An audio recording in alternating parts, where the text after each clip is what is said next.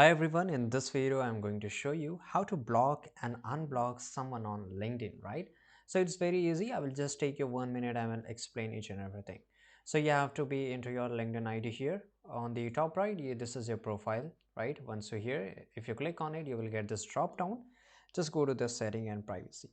Once you go to the setting and privacy, right, before that, let me just block someone, then only I will able to unblock, right? So for example, this person, I'll just click on the three dots, right?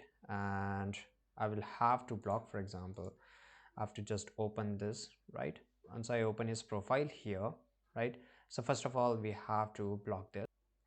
So guys, to block someone, you have to click on the more option. Once you click on the more, here you will get this option of block. So right now I will just block this person, right? And I will just click on block. To unblock a person, I will just click on, let it refresh it out on the profile icon. Then when I will go to the setting and privacy here. Once I go to the setting and privacy, go to the visibility, and here you will find an option of blocking. So just click over this, and here you can see that which person I have blocked. You can see I have blocked this person just 14 seconds ago, and to unblock I have to just click on unblock, and to do that I have to just enter my password here.